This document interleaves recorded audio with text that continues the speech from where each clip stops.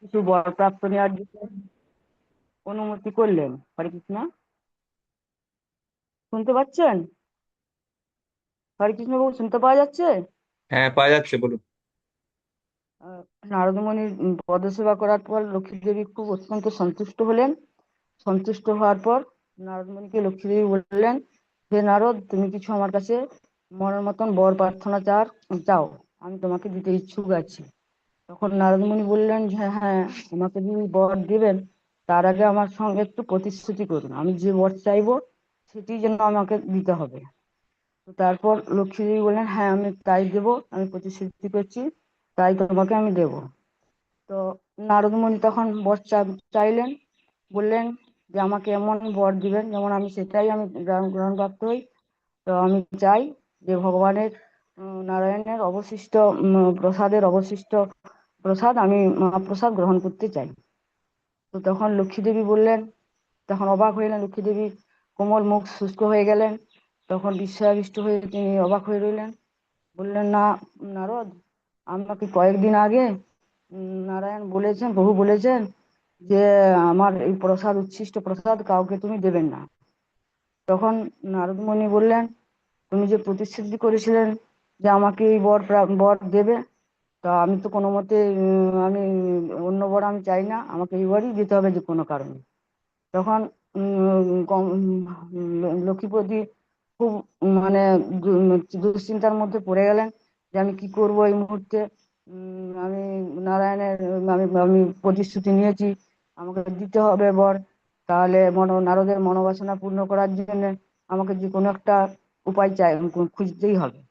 তখন সারা সকাল থেকে চিন্তা করতে করতে দুপুরে মধ্যাহ্ন সময় আসলো।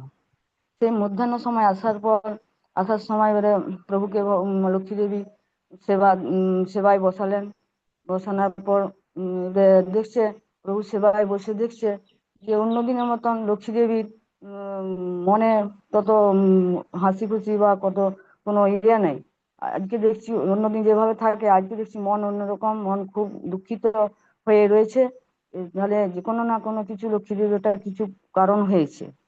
তখন সন্তর্যামী ভগবান জানতে পেরে বললেন, হে লক্ষ্মী দেবী, তুমি হে প্রিয়ে, তোমার কি জন্য তুমি এত বিষণ্ণ বদনে রয়েছো? তখন লক্ষ্মী দেবী বললেন, এই নারদ মুনি আমাকে আপনার উচ্ছিষ্ট প্রসাদ চেয়েছে। তখন বললেন, ঠিক আছে, আমি আজকের মতন তোমাকে আমি ছাড় দিচ্ছি, আজকে অফার দিচ্ছি যে তুমি আজকে যে প্রসাদ আমি যে গ্রহণ করব, সেই সময়কালে আমি প্রসাদের অবশিষ্টের সময় আমি হয়তো অন্যদিকে কোনো রকম ভাবে যদি মুখ ফেরাতে পারি, তো সেই মুহূর্তে তুমি আমার প্রসাদ নিয়ে প্রসাদের থালা নিয়ে নিতে পারো, যাতে না আমি আমার চোখে না পড়ে, দিয়ে তুমি সে প্রসাদ নারদকে দিতে পারো। তখন লক্ষ্মী দেবী খুব খুশি হলো, খুব আনন্দিত হয়ে বললো যে তাহলে আমি নারদের বর বর আমি দিতে পারবো, বর প্রাপ্ত সমাধান করতে পারবো। তখন নারদ লক্ষ্মী দেবী যথারীতি ভগবানকে সেবা দিলেন। ভগবান সেবা গ্রহণ করতে করতে অবশিষ্ট প্রসাদ যখন থাকে, তখন সেই মুহূর্তে নারায়ণ একটু অন্যদিকে তাকিয়েছিলেন। সেই মুহূর্তে লক্ষ্মী দেবী তার উচ্ছিষ্ট প্রসাদের থালা, মহাপ্রসাদের থালা নিয়ে নিয়ে নিলেন। নিয়ে তিনি খুব খুশি হলেন। খুশি হওয়ার পর এবারে নারদকে সেই মহাপ্রসাদ সেবার অনুমতি দিলেন, তার হাতে তুলে দিলেন। তারপর লক্ষ্মী দেবী দেওয়ার পর এবারে নারদ মুনি সেই প্রসাদ সেবা করে খুব আনন্দে বিভোর হয়ে গেলেন। তিনি তো এমনিতেই নারদ মুনি বিনা যন্ত্রে সারা ব্রহ্মাণ্ডে সর্বত্রই হরিনাম গুণকীর্তনে, ভগবানের নাম গুণকীর্তনে বিভোর হয়ে থাকে। এমন এই সময় এই মুহূর্তে সে ভগবানের মহাপ্রসাদ পেয়ে আরো উন্মত্ত হয়ে নিত্য কীর্তন করে এক ব্রহ্মাণ্ড থেকে আরেক ব্রহ্মাণ্ড চলে যেতে থাকে। ব্রহ্মাণ্ড যেতে যেতে যেতে যেতে একদিন কৈলাসে যে অবস্থিত হয়, উপস্থিত হলো। তখন কৈলাসে উপস্থিত হয়ে নারদমণি বিভোর হয়ে নৃত্য কীর্তন করছে, তাকে কোনো রকম ভাবে থামছে না। তখন শিব ভাবছে যে নারদমণি তো সবসময় বিনা যন্ত্রে ভগবানের নাম গুণ কীর্তন করে, কিন্তু এই মুহূর্তে দেখছি অন্যরকম ভাবাবেশ হয়ে নৃত্য কীর্তন করছে, তাহলে কিছু একটা কিছু হয়েছে। তখন শিব জিজ্ঞেস করলেন, হে নারদ, তুমি তো আমি তো জানি তুমি সর্বত্রই ভগবানের নাম গুণ কীর্তন নিয়ে সর্বসময় তুমি থাকো, এক মুহূর্তের জন্য তুমি মানে ভগবানের নাম বন্ধ করনি, কিন্তু আজকে তোমাকে এই মুহূর্তে আমি তোমাকে অন্যরকম ভাবাবিষ্ট দেখছি। কি বর্ষা, কি ব্যাপার? তখন নারদমুনি বললেন, হে শিব, আমি যে ভগবানের মহাপ্রসাদ গ্রহণ করেছি, আমি আর নিজেকে আমি ঠিক করতে নিত্য কীর্তন আমি বন্ধ রাখতে পারছি না, নিজেকে আমি ঠিক করতে পারছি না। ঠিক আছে, তখন দেখতে দেখতে শিব খুব সন্তুষ্ট হলেন। তিনি বললেন, তুমি তো খুব ভাগ্যবান, ভগবানের মহাপ্রসাদ পেয়েছো। তো ঠিক আছে, আমার জন্য কিছু অবশিষ্ট প্রসাদ আনোনি কি? তখন শিব বললেন, নারদ বললেন যে তখন নারদ অবাক হয়ে গেলেন, অধোবদনে রয়ে রয়ে গেলেন, আমি তো কিছু প্রভুর জন্য প্রসাদ আনতে পারিনি। এই ভাবতে ভাবতে দেখছেন যে তার নখের এক কোণে একটু মহাপ্রসাদ লেগে রয়েছে। তখন নারদমুনি বললেন, হ্যাঁ শিব, আমার আমার একটু নখের কোণে একটু মহাপ্রসাদ, এটাই আপনি গ্রহণ করুন। তখন শিব সেই মহাপ্রসাদ গ্রহণ করে সে খুব এবারে সে বিভোর হয়ে ভগবানের মহাপ্রসাদ নারদমুনির কাছ থেকে পেয়ে সে একদম নিত্য কীর্তন এতই ভাবে শুরু করেছে। হ্যাঁ, এমনিতে পঞ্চবদনে সে সর্বত্র গুণকীর্তন, ভগবানের গুণগান সর্বত্র সময় করে থাকে, কিন্তু এই মহাপ্রসাদ পেয়ে এত নিত্য কীর্ত করছে, করতে করতে করতে করতে সে একদম বিশ্ব ব্রহ্মাণ্ড প্রলয় হয়ে যাবে এমন অবস্থা, এত উদ্বিগ্ন হয়ে উঠেছে নিত্য কীর্তনে। তখন স্বর্গের দেবদেবীরা চিন্তা করলো যে এই তো এমন সময় তো প্রলয়ের সময়ও তো নয়, তো এইরকম অবস্থা কি হলো? তখন তারা বুঝতে পারলো যে ভগবানের মহাপ্রসাদ শিব পেয়েছে, পেয়ে এত নিত্য কীর্তন শুরু করেছে। তো তাহলে আমরা সকলেই যাই, পার্বতীর কাছে যাই, পার্বতী না হলে এটা সম্বরণ করতে পারবেন। তখন পার্বতীর কাছে যে সমস্ত দেবদেবীরা প্রার্থনা করতে রইলেন। করার পর পার্বতী বললেন, হে দেবতা, তোমরা কেন এখানে উপস্থিত হয়েছো? তখন বললেন যে হ্যাঁ, আমরা উপস্থিত হয়েছি যে শিব এত উন্মত্ত হয়ে নাচানাচি করছে, কীর্তন করছে, যে সর্বত্র এসে গুণকীর্তন ভগবানের নাম প্রভুর নাম নিয়ে থাকে, কিন্তু এটা একবার অন্যরকম দেখছি যে এখন তো প্রলয়ের সময় হয়নি, কিন্তু অথচ যেমন মনে হচ্ছে যে প্রলয় হয়ে যাবে। তখন পার্বতী মৃদু হেসে চিন্তা করলেন, ঠিক আছে আমি যাচ্ছি বলে তিনি শিবের কাছে গেলেন। যে শিবকে জিজ্ঞেস করলেন, হে প্রভু, তুমি তো ভগবানের নাম কীর্তন করো, আমি তো জানি সর্বত্রই তুমি সবসময় করো, তো এ তো ভাবাবেশে এত নিত্য কীর্তন করছো কেন? তখন শিব তো কোনো রকমের সম্বরণ হচ্ছে না। যখন এবার পার্বতী বারবার বিনয় করে জিজ্ঞেস করছেন, তখন বললেন যে আমি নারদের কাছে ভগবানের মহাপ্রসাদ পেয়েছি, সেটাতেই আমি এত নিত্য কীর্তন করছি। তখন দেবী বললেন, তাহলে আমি কি ভগবানের মহাপ্রসাদ থেকে বঞ্চিত হয়ে গেলাম? আমি কি পাবনি? তখন এবারে বলছে, যে নারদ তো সামান্য নখের কোণে একটু মহাপ্রসাদ এনেছিল, তো আমি তার তোমাকে দেবো কোথা থেকে? তখন সে খুব ক্রোধান্বিত হয়ে গেল। তখন সে ধ্যানাগ্নি হয়ে ক্রোধে ক্রোধা এত ক্রোধ প্রকাশ করতে রইল পার্বতী দেবী। তখন সেই ক্রোধে সমস্ত বিশ্ব ব্রহ্মাণ্ড একদম ক্রোধে অগ্নিতে যে কেউ সহ্য করতে পারছে না। তখন না সহ্য করতে পারার পর তখন খুব মানে অসুবিধায় পড়ে পড়ে গেছে। সেই মুহূর্তে এত মানে ইয়ে করছে। তখন জগন্নাথ দেব তখন ভাবলো যে এ তো খুব বিপদ হয়ে যাবে। তখন সে অন্তর্যামী, সে জানতে পেরে পার্বতীর কাছে আসলো, পার্বতীকে বলল, হে পার্বতী দেবী, তুমি প্রসাদের জন্য চিন্তা করো না, তুমি তোমার ক্রোধ সম্বরণ করো। আমি তুমি যত মহাপ্রসাদ চাইবে আমি ততটাই দেবো, কোনো তোমার অসুবিধা হবে না। তখন পার্বতী দেবী বলল যে মহাপ্রসাদ তো আমার একলার জন্য নয়, আমি যেমন মহাপ্রসাদ না পঞ্চিত পেয়ে আমি যেমন খুব মনে কষ্ট পেলাম, এরকম তো সমস্ত জগৎবাসী মহাপ্রসাদের জন্য কষ্ট পাবে। তো আমার একটা নিবেদন যে আমার একলার জন্য মহাপ্রসাদ না করে যেমন সমস্ত জীবের জন্য যেমন মহাপ্রসাদ দিতে হবে, সেরকম ব্যবস্থা করুন। জগন্নাথ বলল, তাই হবে। তোমার কথা মতোই আমি তাই তোমাকে বলছি যে তুমি কোদ সম্বরণ করো, আমি তোমার মহাপ্রসাদের ব্যবস্থা করছি। তুমি আমার পরে তুমি আমি পরে জগন্নাথ রূপে আমি দারুব্রহ্ম রূপে পুরীতে জন্ম নেব, দিয়ে আমি ওখানে উপস্থিত থাকবো, তুমি আমার পেছনের দ্বারে তুমিও থাকবে, ওখানে শিব সম্মুখে থাকবে। ওই সময় আমাকে যে ভোগ লাগানো হবে, ওই ভোগ প্রথমে তোমাকে নিবেদন করা হবে, পরে পরে সমস্ত জীবজগৎ মহাপ্রসাদ রূপে গ্রহণ করবে। এমনকি ওখানে যদি কুকুরও যায় সেও ওই মহাপ্রসাদ পাবে। ওই কুকুরের অবশিষ্ট মহাপ্রসাদ যদি কোনো যে কোনো জীব যদি তাও যদি ভক্তিভাবে গ্রহণ করে, সেও মহাপ্রসাদ রূপে গ্রহণ করবে। এই হলো জগন্নাথের মহাপ্রসাদ লীলা। হরে কৃষ্ণ। প্রণাম প্রভু। হরে কৃষ্ণ কৃষ্ণ কৃষ্ণ হরে হরে, হরে হরে রাম রাম রাম হরে হরে। রাম রাম রাম হরে হরে। ধন্যবাদ দিবরূপিণী দেবী দাসী মাতাজি কে মহাপ্রসাদ লীলা পরিবেশন করানোর জন্য। মহাপ্রসাদ লীলা আরেকজনের ছিল, আমাদের ছোট্ট সঞ্চয়ন। আচ্ছা, সে তো আবার কাঁদবে, বলবো আমার লীলাটা বলে দিল। কোথায় সঞ্চয়ন? তোমার লীলা পরিবর্তন করবে কালকে। এরপরে হচ্ছে উম লাবণ্য বৃন্দা দেবী দাসী, স্টার্ট করুন। হরে কৃষ্ণ। প্রণাম। হ্যাঁ, বলো। বাঞ্ছাকল্পতরুভ্যশ্চ কৃপা সিন্ধুভ্যেব চ পতিতানাং পাবনেভ্যো বৈষ্ণবে নমো নমো। নীলাচল নিবাসায় নিত্যায় পরমাত্মনে বলভদ্রাং সুভদ্রাং জগন্নাথায় তে নমো নমো। জয় শ্রীকৃষ্ণ চৈতন্য প্রভু নিত্যানন্দ শ্রী অদ্বৈত গদাধর শিবাসাদি শ্রী গৌর ভক্তবৃন্দ। হরে কৃষ্ণ কৃষ্ণ কৃষ্ণ হরে হরে, হরে রাম রাম রাম হরে হরে। আমি আমার আরাধ্য গুরুদেব জয় পতাকা স্বামীর চরণে দণ্ডবত প্রণতি নিবেদন করি এবং পরম গুরুদেব আন্তর্জাতিক কৃষ্ণ ভানুমিত্র সঙ্গীত প্রতিষ্ঠাতা আচার্য কৃষ্ণ কৃপা শিলামূর্তি শিলা অভয় চরণ বন্দনা করি এবং কৃপা প্রার্থনা করি। আর সমস্ত উপস্থিত প্রভুজিদেব মাতাজিদের চরণে দণ্ডবত প্রণাম নিবেদন করে আমি আমার লীলা পাঠ করছি।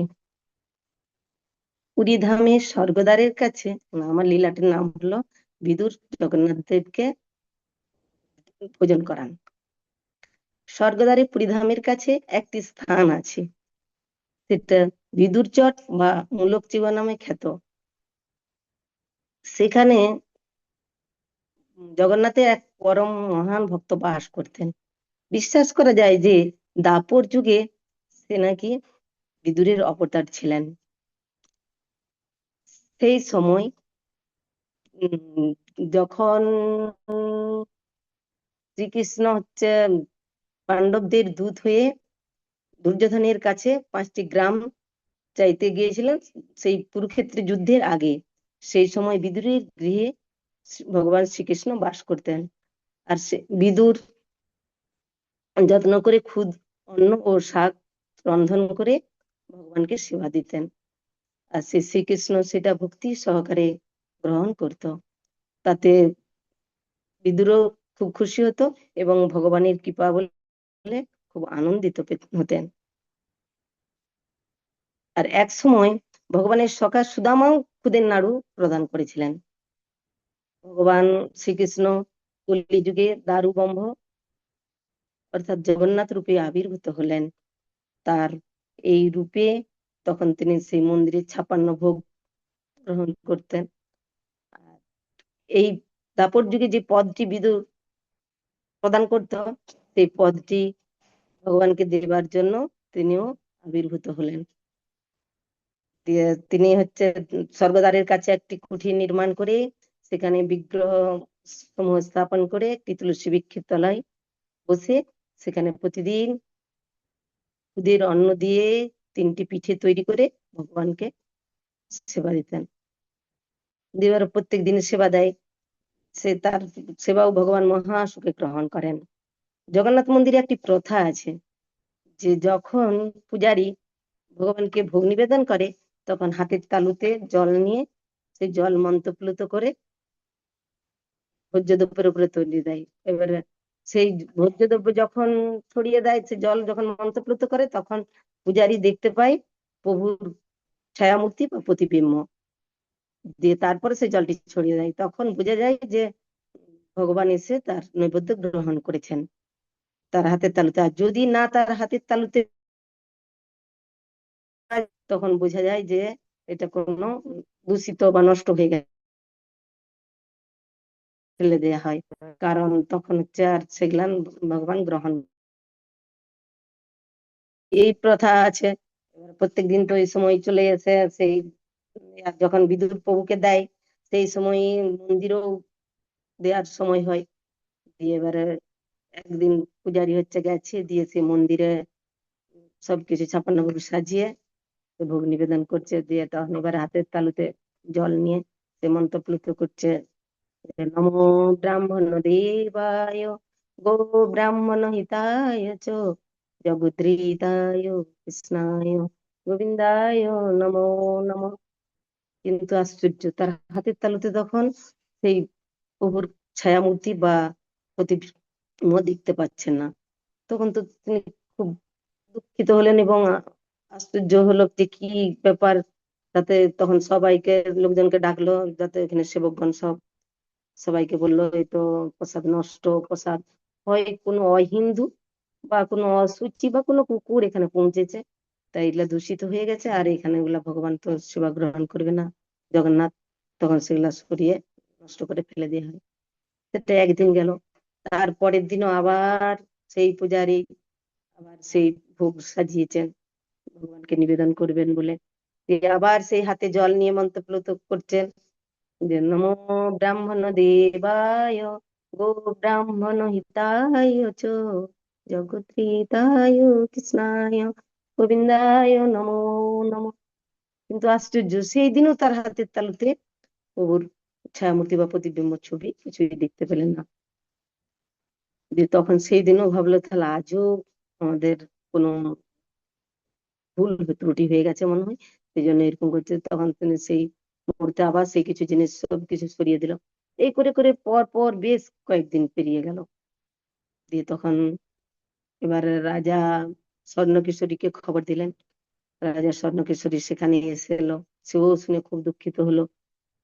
এইসব খবরের কথা তাকে সবাই মিলে বলতে সেও দুঃখিত হলো। তখন এবারে সে সমস্ত রাজ পণ্ডিতরাকে ডেকে পাঠালো, দিয়ে সেখানে সব এর কারণ বিহিত জানার জন্য অনেক চেষ্টা সবাই মিলে করলো। রাজ পণ্ডিতরাও কোনো সন্ধান দিতে পারলো না। আর সেই সময় সব প্রজাগণ বেশ দুশ্চিন্তায় পড়ে রইলো যে এইটা আমাদের জন্য মনে হয় একটা কোনো বিপদের আশঙ্কা আসছে, মহাবিপদ, এদের কি হবে, ইলে বিশাল চিন্তিত সবাই আছে। ওই সময় ওইখানে এক ওই স্বর্গদ্বারের সামনে ওখানে এক ভক্ত, জগন্নাথের মহান ভক্ত বাস করতেন, তার নাম হচ্ছে মূলক দাস। সেই মূলক দাস জগন্নাথের মহাপ্রসাদ ব্যতীত অন্য কিছুই গ্রহণ করেন না। সে যখন মহাপ্রসাদ না দেয়া হয় সে কিন্তু তা গ্রহণ করতে পারে না। এবারে প্রথম দিনও সে মহাপ্রসাদ পেল না, সেদিন গেল, সেদিন তা সারাদিন অনাহারি থাকলেন। তারপরের দিনও তাই, তারপরের দিন এই করে করে বেশ কিছুদিন গেল। যেতে মূলক দাসেরও শরীর সেই দুর্বল হয়ে পড়ছে, না খেয়ে দিয়ে ক্ষীণ অবস্থা, তার একবারে বিশাল করুণ অবস্থা হয়ে গেছে, কিন্তু কি করবে সে খুঁজে পায় না। কিন্তু সে তা সত্ত্বেও সে মহাপ্রসাদ ছাড়া অন্য কিছুই গ্রহণ করেন না। আর এখানে মন্দিরে সমস্ত ভক্তরাকেও প্রসাদ দেওয়া বন্ধ হয়ে গেছে, ভক্তরাও কোনো মহাপ্রসাদ পাচ্ছে না। এই নিয়ে সবাই বিশাল দুশ্চিন্তায় রয়েছে। দিয়ে সে মূলক দাস মন্দিরের সামনে এসে বসে মন দিয়ে ভগবানকে ডাকছেন আর বলছেন, প্রভু আপনি তো সবই জানেন যে আমি আপনার মহাপ্রসাদ ছাড়া কোনো কিছুই গ্রহণ করি না, তাহলে আমার কি হবে আপনি দেখুন, যা খুশি আপনি তাই করুন, আর কি করি আমি।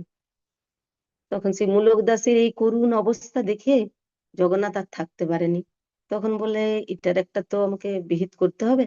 তখন যে ওই মন্দিরে সে প্রসাদ খেতে আসতেন না পেতে, তখন সেইটা সে প্রকাশ করার জন্য রাত্রে মূলক দাসকে স্বপ্নে দেখা দিল। স্বপ্নে মূলক দাস দেখছে যে ওই স্বর্গদ্বারের সামনে পুরীধামের স্বর্গদ্বারে একটা ছোট্ট কুঠির করে এক ভক্ত, জগন্নাথের এক ভক্ত, সে সেখানে ভোগ নিবেদন করে ভগবানকে, আর ভগবান সেই সময় ওখানে যে সেই ভোজ্য দ্রব্য গ্রহণ করে আসেন, সেই জন্য মন্দিরে সেই সময় আসেন না। পরের দিন সকাল হতে মূলকদাস তখন সে মন্দিরে গেলেন, দিয়ে সেই পূজারীকে এবং তার সেবকগণ যত সব ছিল সবকে বললেন যে এরকম ওখানে ওই যেটা রাত্রে যে স্বপ্নটা দেখেছিলেন সেই ঘটনাটা পুরো বললো। দিতে সবাই এবারে পূজারি বা সেবকগণ সবাই মিলে তখন বলে তাহলে সেটা তো আমরা খোঁজ করে যেতে হবে কোথায়। দিয়ে সেইখানে খোঁজ করে যেয়ে স্বর্গদ্বারের কাছে সামনে যে পৌঁছালো, দেখছে সেখানে একটা তুলসী বৃক্ষের তলায় একটা বৃদ্ধ সেই লম্বা সাদা দাড়ি, মাথায় সাদা চুল, বয়স্ক, সে এবারে সেখানে ভোগ নিবেদন করছে, মানে প্রেম ভক্তি সহকারে সে সেখানে ভোগ নিবেদন করছে। সে 3টি খুদের তৈরি পিঠে বানিয়েছে, দিয়ে সেই তাদের বিগ্রহের সামনে রেখেছে, দিয়ে মন দিয়ে সে তার মন্ত্রপ্লুত করে ভগবানকে ডাকছে। সে অবস্থায় এরা যে পৌঁছেছে, সেই পূজারী বা সেবকগণ সকলে আরো প্রজাগণ সবাই দিয়ে দেখছে যে বিদুরের মানে সেই ভক্তি সহকারে যে প্রেম নিবেদন করছে, সেটা দেখে এরা তখন সেখানে খুব আনন্দিত হলো এবং আশ্চর্য হলো যে সেখান ছেড়ে এখানে চলে এসেছে। তার এত গভীর ভাবে ডাকা শুনে সবাই খুশি হলো। আর সেখানেও ভগবানও সেখানে মনে মনে বলছে, ডাকার মতো ডাকলে পরে না এসে কি থাকতে পারে। তাই ভগবানও সেখানে মানে এখানে মন্দিরে সেই রাজভোগ বা 56 ভোগ ছেড়ে সেই তার ভক্তের কাছে সে খুদের তৈরি পিঠে খেতে পৌঁছে গেছে। দিয়ে এখানে সবাই পূজারীরা বললো ঠিক আছে আমরা তাহলে যাই, চলো। দিয়ে আমরাও ওই পদটি তাহলে আমরাও ভগবানকে নিবেদন করব, কারণ ওই পদটি তার প্রিয়। তখন তারাই সবাই মিলে ফিরে এসে তারপরের দিনের জন্য ওই পদটি করে ওই অন্যের পিঠে বানিয়ে ওইখানে ভগবানকে নিবেদন করলো। দিয়ে সেই পূজারি সবকিছু সাজিয়ে আবার সেই হাতে তালুতে জল নিয়ে মন্ত্র উচ্চারণ করছে, ওম নমো ব্রাহ্মণ দেবায় গো ব্রাহ্মণ হিতায় চ জগত্রেতায় কৃষ্ণায় গোবিন্দায় নমো নমঃ। তার মন্ত্রগুলো তো উচ্চারণ করার পরে দেখে পূজারি যে তার হাতের ছবিতে, হাতের যে জলের সেই জলে তাতে প্রভুর ছায়ামূর্তি বা প্রতিবিম্ব দেখতে পেল। দিয়ে সেই জল ভোজ্যের উপরে উপরে ছেড়ে দিলাম। এটা তো তখন সেটা বুঝতে পারলো যে ভগবান আসছেন তার ভোজ্য দ্রব্য গ্রহণ করার জন্য। তার দিকে সকলেই খুব খুশি হলো, আরো যারা সব ছিল খুব খুশি হলো। এই খবর তখন সে রাজা স্বর্ণকেশরীকে পাঠানো হলো যে এখন ভগবান গ্রহণ করছে খাবার। তখন স্বর্ণকেশরী সেখানে আসলেন, দিয়ে বলে তাহলে আমাকে তো সেই ভক্ত মহান ভক্তকে দেখতে যেতে হবে। দিয়ে সেই রাজা বা আরো সকলে মিলে সেই স্বর্গদ্বারের কাছে সেখানে গেলেন সেই ভক্তকে দেখার জন্য। কিন্তু আশ্চর্য ব্যাপার, সেখানে দেখেন না সেখানে বিদুর তখন অন্তর্হিত হয়েছে, সে ভক্ত নেই সেখানে। ওরা যে দেখে এলো শুধু তুলসী বৃক্ষটি রয়েছে, সেটা দেখে সবাই তো অবাক হলো, কি করবেন ভাবতে পারে না। তখন রাজামশাই বলল এই সূত্রটা যেহেতু মূলক দাসের মারফত প্রকাশ হয়েছে, তাই এই গৃহটি মূলক দাসকে দেওয়া হোক। দিয়ে মূলক দাসকে ওখানে ভগবানের সেবার দায়িত্ব দেওয়া হলো। মূলক দাসও ওখানে তার শেষ নিঃশ্বাস পর্যন্ত ওখানে ভগবানকে ভোগ নিবেদন করতেন ওই পিঠে, দিয়ে ওখানে থাকতেন। এবারে ওই স্থানটি ওই জন্য এখন হচ্ছে বিদুর চট বা মূলক জীবন নামে খ্যাত। অনেক ভক্তরা গেলে এখনো ওখানে সেই পিঠে পাওয়ার জন্য, প্রসাদ পাওয়ার জন্য ওখানে অনেকেই যায়। ওই পিঠের এখনো মন্দিরেও পূজারীরা যত্ন সহকারে ভগবানকে ওই পিঠে নিবেদন করেন। আর ওই পিঠেকে শুয়োর পিঠেও বলা হয়। ওই খুদের অন্য দিয়ে পিঠে আর ওই খুদের দিয়ে নাড়ুও তার যে পরম ভক্ত সুধাময় সখা ছিল তিনিও দিতেন, ভগবানও সেটাও খুব প্রীতি সহকারে গ্রহণ করতো। হচ্ছে আরেকটা ওই প্রীতি সহকারে বহন করার জন্য ভগবান 56 ভোগ ছেড়ে দেয়, গ্রহণ করে না। দুর্যোধনের বাড়িতেও সেই 56 ভোগ রাজভোগ ছেড়ে দিয়ে সেই বিদুরের ঠিক বাড়িতে আছে, এখানে শেষ করুন, ওই লীলাটা শেষ হয়ে গেছে। হরে হরে কৃষ্ণ কৃষ্ণ কৃষ্ণ হরে হরে, হরে রাম রাম হরে রাম রাম রাম। রাম রাম হরে হরে। খুব সুন্দর খুদের পিঠার লীলা। খুদের পিঠা আমরা তো কেউ বানাই না, তাই না? এবারে বানাতে হবে তাহলে, ওইটা একটা আইটেম, কেউ বানায় না খুদের পিঠা। হুম। শিবপ্রসাদ পান প্রভু পরবর্তী বক্তা, স্টার্ট করুন। হরে কৃষ্ণ। হরে কৃষ্ণ প্রভু প্রণাম। বাঞ্ছা কল্পতরুভ্যশ্চ কৃপা সিন্ধুভ্যো এব চ পতিতানাং পাবনেভ্যো বৈষ্ণবেভ্যো নমো নমো। জগতের নাথ তুমি প্রভু গো, আমায় প্রণাম জানাই আমি চরণে তোমায়। শরণে তোমায় আমি রাখি দিন রাত, জগতের প্রভু তুমি প্রভু জগন্নাথ। নীলাচল নিবাসায় নিত্যায় পরমাত্মনে বলভদ্র সুভদ্রাভ্যাং জগন্নাথায় তে নমঃ। সমস্ত ভক্তবৃন্দের চরণে প্রণাম জানিয়ে আমি জগন্নাথের রত্নভাণ্ডার সম্বন্ধে কিছু বলার চেষ্টা করছি। হরে কৃষ্ণ। একদিন মুঘল শাসনকালে হরিধামে টাকি খান নামে একজন মুসলিম ছিল। তাকে দেখে মনে হতো না যে তিনি মুসলিম। সে উড়িষ্যায় বসবাস করত এবং উড়িষ্যার ভাষাও সে রপ্ত করেছিল। তাই তাকে হিন্দুর মতো দেখতে মনে হতো এবং সমস্ত হিন্দু ধর্মাবলম্বীরা তার সঙ্গে ধর্ম নিয়ে আলোচনা করত। একদিন তিনি দাঁড়িয়েছিলেন সিংহদ্বারের কাছে, দেখলেন দুজন হিন্দু ভক্ত জগন্নাথের প্রশংসা করছে। জগন্নাথ হচ্ছে জগন্নাথ নাথ, তার বিভিন্ন ঐশ্বর্য সম্বন্ধে আলোচনা করছে। তার জগন্নাথের তো কোনো অভাব নেই, যেহেতু তিনি জগতের নাথ, তার বিভিন্ন ঐশ্বর্য আছে। হীরা মুক্ত মণি মাণিক্য নিয়ে তারা আলোচনা করছিল এবং এবং তারা এও বলছিল যে জগন্নাথের রত্ন সম্পদ মানে রত্নভাণ্ডার লোকনাথ মহাদেবের দ্বারা সুরক্ষিত। এটা বহুবার প্রমাণিত হয়েছে যে যদি কেউ জগন্নাথ দেবের রত্নভাণ্ডার থেকে রত্ন চুরি করার চেষ্টা করে তাহলে তার কুষ্ঠরোগ হয় এবং তার বংশ নির্বংশ হয়ে যায় এবং তার কেউ বেঁচে থাকে না। এই সমস্ত গল্পগুলো শুনে, এই সমস্ত কথা শুনে টাকি খান মনে মনে ভাবলো যে এই হিন্দুরা কি ভাবপ্রবণ, এরা বুঝেই না যে জগন্নাথের রত্নভাণ্ডার থেকে রত্ন চুরি করলে তাকে মৃত্যুবরণ করতে হবে, তার পুষ্ট হবে। এগুলো কি করে সম্ভব? এগুলো কেউ বিশ্বাস করে নাকি? অতএব তিনি এই সমস্ত কিছু বিশ্বাস করবেন না। কিন্তু তিনি এটা বুঝতে পেরেছিল যে জগন্নাথের রত্নভাণ্ডার বলে একটা ভাণ্ডার আছে, মানে সেখানে প্রচুর ধন সম্পদ, সোনা দানা মণি মাণিক্য এটা আছে, এটা তিনি বুঝতে পারলো। এবার তার মনে একটু লোভ হলো যে দেখি জগন্নাথের রত্নভাণ্ডারে কি আছে, কিভাবে এটা চুরি করা যায়। সে মনে মনে ফন্দি আঁকতে লাগলো। তাহলে এবারে মন্দিরে প্রবেশ করতে হবে। সে তো হিন্দুর মতন সুন্দর সেজে আছে, কেউ ধরতে পারেনি। একদিন সে ধুলিয়া গুমস্তাকে নিয়ে আর মন্দিরে প্রবেশ করলো।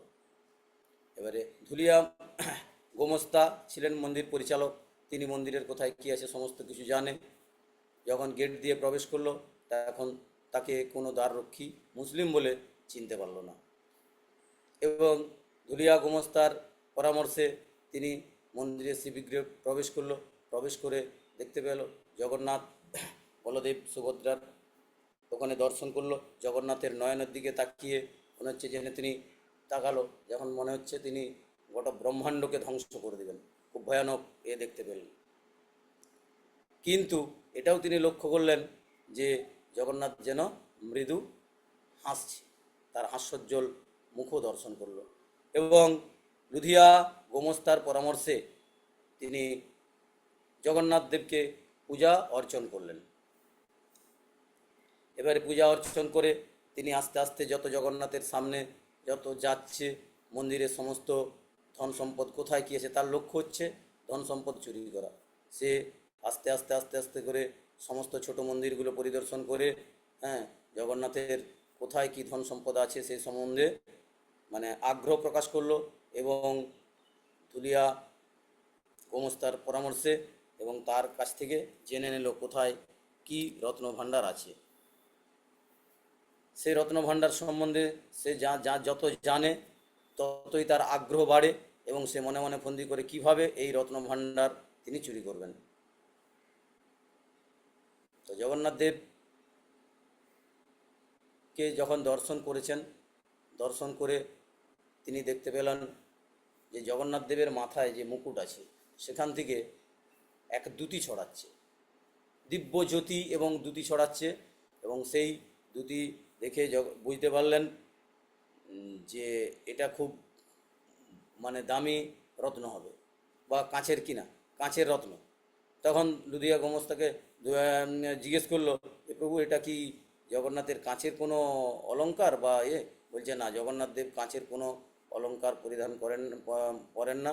উনি সবসময় হিরে, নীলকণ্ঠমণি, মাণিক্য, বিভিন্ন রত্ন পরিধান করেন।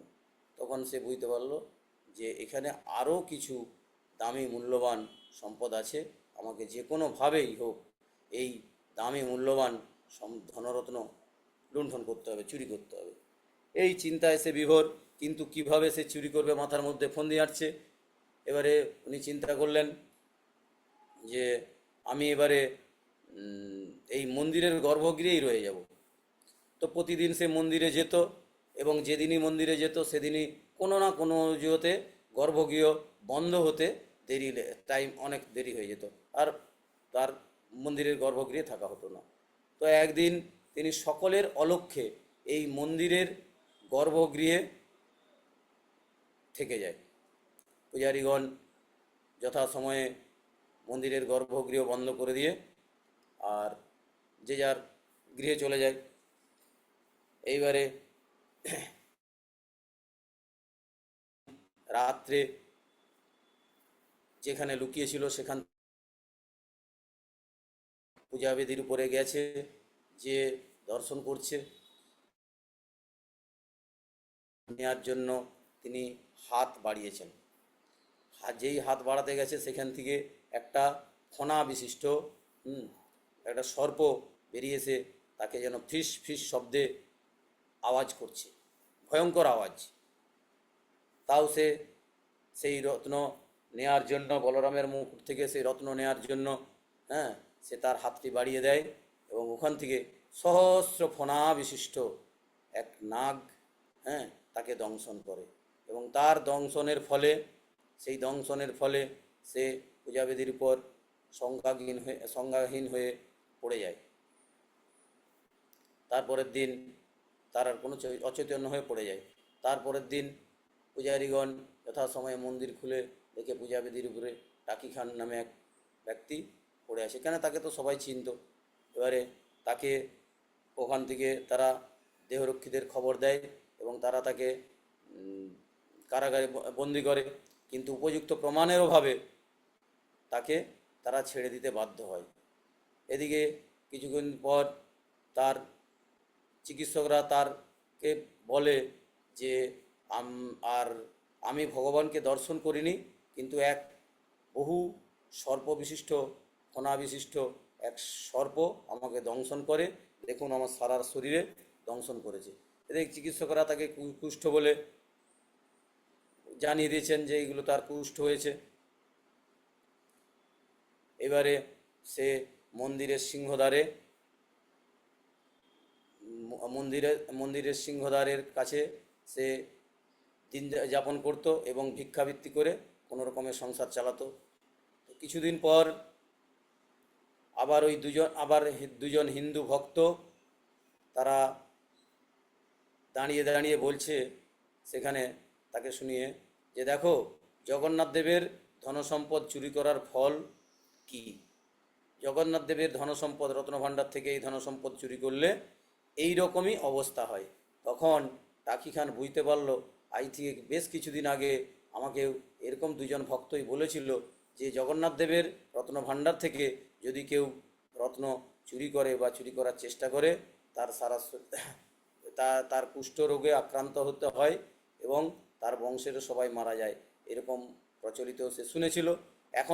তখন সেটা বিশ্বাস করেছিল নি, কিন্তু এখন নিজে লোভে পড়ে সে এই পাপ কর্ম করেছে এবং তার শাস্তি ভোগ করছে, এবং ভিক্ষাবৃত্তি করে ভগবানের সিংহদ্বারের, জগন্নাথ দেবের সিংহদ্বারে বসে তিনি ভিক্ষাবৃত্তি করে দিন কাটাচ্ছে, এবং সে নিজের প্রকৃত ভুল বুঝতে পেরে সে প্রভু জগন্নাথের চরণে যে অপরাধ করেছেন সেই হিসাবে ক্ষমা চান। তো প্রভু তো জগন্নাথ, তিনি তাকে ক্ষমা করে দেন, এবং আমরা এটা বুঝতে পারি যে সর্পদংশনে মানুষের মৃত্যু হয়ে যায়, কিন্তু এতবার তার শরীরে সর্প দংশন করেছে যে তার মৃত্যু হয়নি।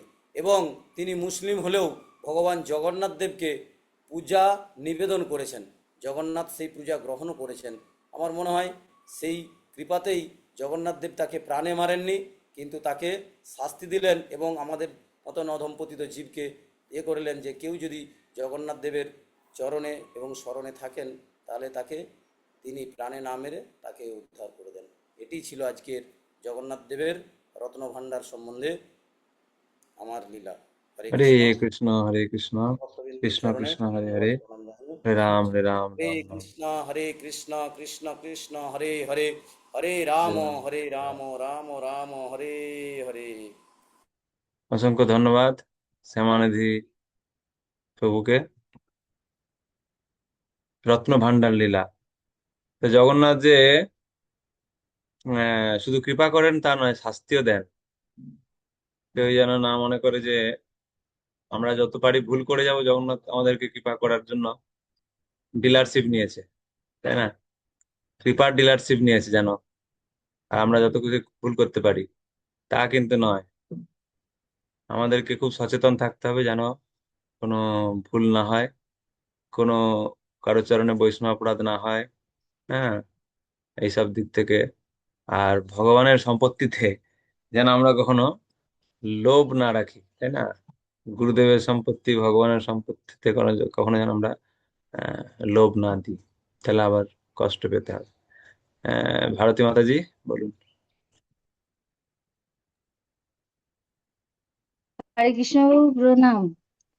আজকে হচ্ছে দিব্যরূপিণী দেবকী মাতাজির কাছে আমরা শুনলাম যে পার্বতী দেবী কৃপা করে আমাদের জন্য মহাপ্রসাদ অ্যাভেলেবেল করে দিয়েছেন।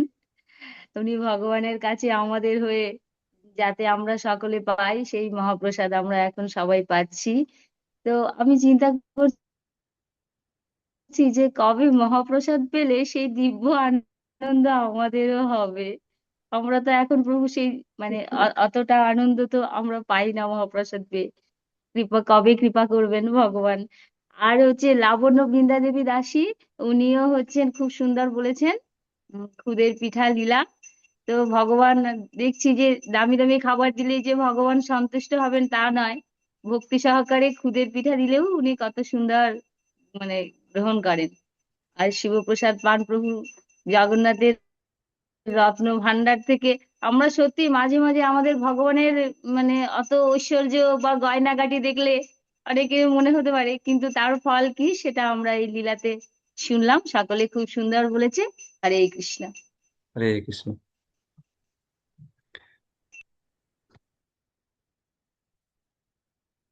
আর কেউ বলবেন ফিডব্যাক? আর কেউ ফিডব্যাক দেবেন?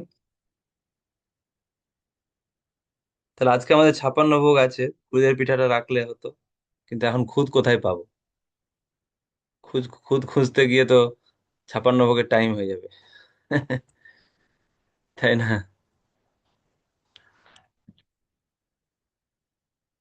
তাহলে আর কেউ বলবেন না ফিডব্যাক? হরে কৃষ্ণ। আচ্ছা, আগামীকাল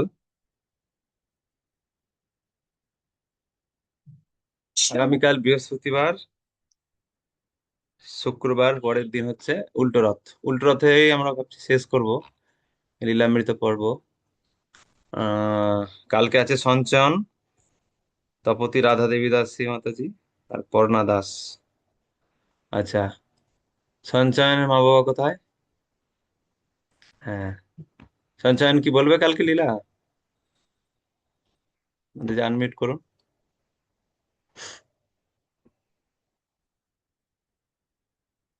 আনমিউট হয়নি, আনমিউট করুন।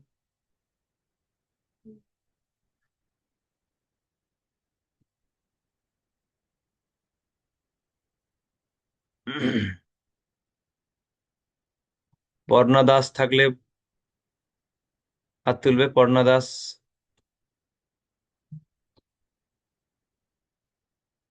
হ্যাঁ, বলবে তো কালকে? হ্যাঁ বাবু, বলবো। আচ্ছা, সঞ্চয়ন আনমিউট হচ্ছে না, দেখুন ও গেছে।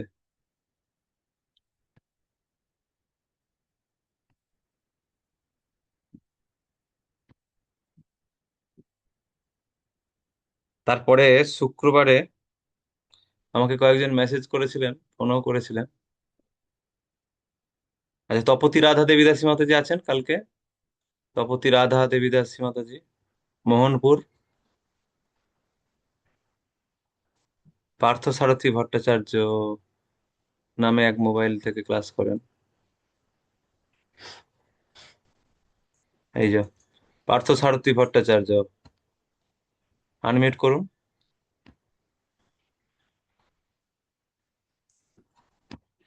আনমিউট করতে পারছেন? দেখুন, আনমিউট না করতে পারলে কিন্তু কালকে ক্লাসে আমি করতে পারবো না, কারণ অসুবিধা হয়ে যাবে।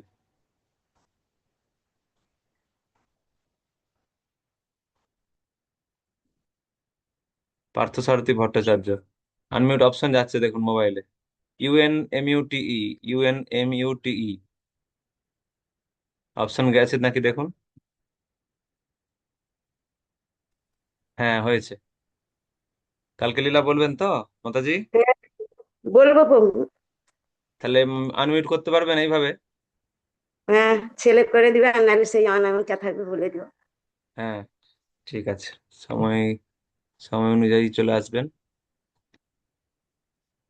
তাহলে এটা হলো সঞ্চয়নেরটা কি হবে?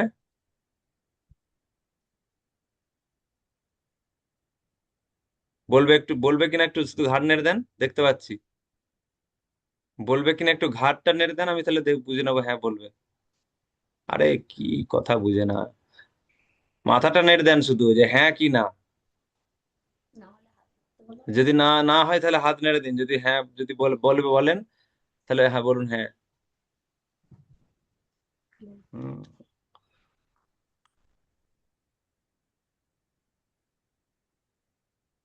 আর শুক্রবারে, শুক্রবারে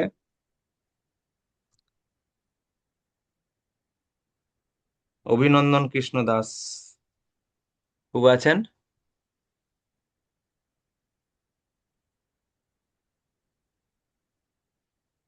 হ্যাঁ, কাঞ্চন বাবু বলবে, আচ্ছা ঠিক আছে। ঠিক আছে প্রভু বলবে। আচ্ছা, তাহলে শুক্রবারে বলবে, ফোন করে মেসেজ করেছিল ভয়েস। হ্যাঁ। আচ্ছা, অঙ্গন দাস, অঙ্গন দাস আছো? শুক্রবার বলবে। অঙ্গন কোথায়? হাত তুলো।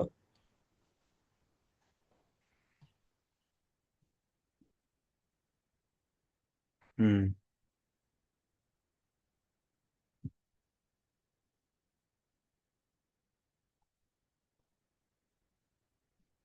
অঙ্গন বলবে শুক্রবার। কৃষ্ণ প্রভু। হ্যাঁ প্রভু বলবো, হরে কৃষ্ণ প্রণাম। ঠিক, ঠিক আছে। তাহলে শুক্রবার হলো। আচ্ছা, স্নেহময়ী সুচিত্রা মাতাজি, স্নেহলতা মাতাজি, শুক্রবার বলবেন? আনমিউট করুন তো দেখি। না, হাত তুললে হবে না, আনমিউট আগে করুন তো দেখি। হাত নামান, আনমিউট করুন, আনমিউট। না, তাহলে আর হবে না, আনমিউট করুন। মোবাইলে দেখুন UNMUTE এই লেখাটা গেছে, মোবাইলে একটা লেখা গেছে দেখুন, UNMUTE এই লেখাটাই আঙুলে করে টিক করুন।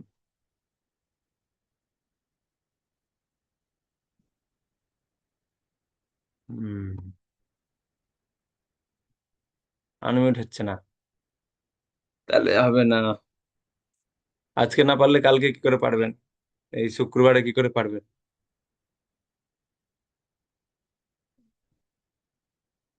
আনমিউট হচ্ছে না, মোবাইলে গেছে দেখুন অপশন, তাহলে আর হবে না। মাইক খুলতে পারছে না।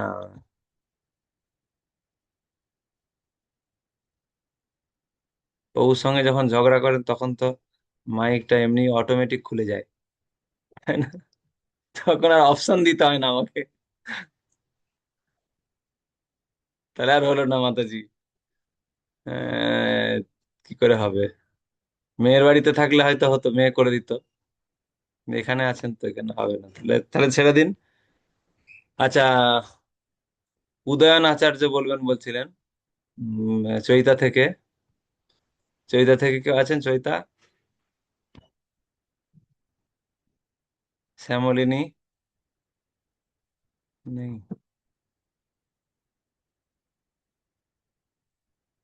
তাহলে বৃহস্পতিবার হয়ে গেছে, শুক্রবার দুজন হয়েছে, আর একজন স্নেহলতা মাতাজি যদি অন্য ফোন থেকে অপারেট করতে পারবেন বলেন তাহলে আমাকে জানাবেন ফোনে, ঠিক আছে? কারণ আপনি তো আনমিউট করতে পারছেন না। আর যদি না পারেন তাহলেও জানাবেন, তাহলে অন্য কাউকে সুযোগ দেব। শুক্রবার দিনকে আমরা শেষ করব, মানে উল্টো রথের দিনেই জগন্নাথ লীলা পর্বটা শেষ করব। তারপরে আবার আমাদের পৌপাত গ্রন্থামৃত, ভক্তিরসামৃত সিন্ধু যেমন চলছিল, আবার শুরু হবে শনিবার থেকে। সকলকে ধন্যবাদ। শিল প্রভুপাদ কি জয়, সমবেত ভক্তবৃন্দ কি জয়, নিতাই গৌর প্রেমানন্দে হরি হরি। 56 ভোগ যারা দেবেন আজকে 11টার মধ্যে বিদ্যাসাগর হলে, নিজের নিজের দায়িত্বে গিয়ে পৌঁছে দিয়ে আসবেন। আর যদি খয়রুল্লাহ চকে যেতে চান যেতে পারেন। হুম, খয়রুল্লাহ চকে যদি যেতে চান নিজেরা গিয়ে যদি দিয়ে আসতে পারেন তাহলে দিয়ে আসবেন। তবে এবারে সবই নিজের নিজের দায়িত্বে নিয়ে দিয়ে আসতে হবে। আর আমিও খুব তাড়াতাড়ি করে দিয়ে চলে আসবো, কলেজ আছে। সেভাবে কেউ দায়িত্ব কাউকে দেয়া গেল না, সবার গুলো একসঙ্গে পৌঁছে। আর ওতে খুব অসুবিধা হয়, অতগুলো ভোগ একসঙ্গে নিয়ে যাওয়া খুব সমস্যা হয়। সেই জন্য যে যার নিজ নিজ ভোগ ঠিক সময় পৌঁছে দিয়ে জগন্নাথের সন্তুষ্টি বিধানে যুক্ত হবেন। এটাই গৌর প্রেমানন্দে হরি হরি বল।